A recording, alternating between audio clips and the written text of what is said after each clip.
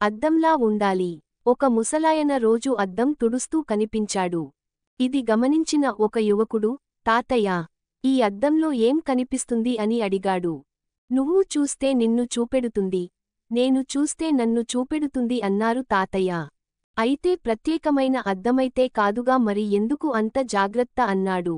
అద్దం నీకు ఎన్నో పాఠాలు నేర్పుతుంది తెలుసా అన్నారు తాతయ్య. అవునా, అవి ఏంటో చెప్పండి అని ఆతృతగా అడిగాడు ఆ యువకుడు. నువ్వు అద్దంలోకి చూడగానే నీ ముఖం పైన ఉన్న మరకను ఎంత ఉంటే అంతే చూపెడుతుందిగా అన్నారు. అవును అన్నాడు ఆ యువకుడు.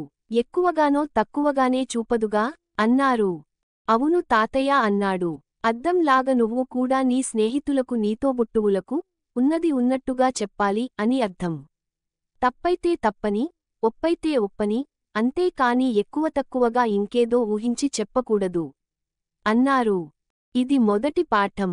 అద్దం ముందు నువ్వు నిల్చుంటే నిన్ను చూపెడుతుంది, నువ్వు లేకపోతే నిన్ను చూపెట్టదు. అలాగే ఎవరి గురించైనా మాట్లాడాలి అంటే వారి ముందే మాట్లాడాలి, వారి వెనుక మాట్లాడకూడదు అని అర్థం. ఇది రెండవ పాఠం అన్నారు.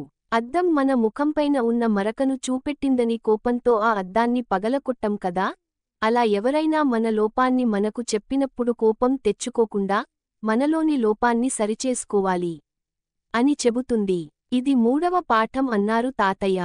ఇంత చిన్న అద్దంతో ఇన్ని పాఠాలా, చాలా మంచి విషయాలు నేర్పారు తాతయ్య, మీకు కృతజ్ఞతలు అంటూ ఆ యువకుడు ఎన్నో కొత్త విషయాలు నేర్చుకున్నాను అనే ఆనందంతో అక్కడ నుండి వెళ్ళాడు. బావుంది కదా అందమైన అద్దం కథ.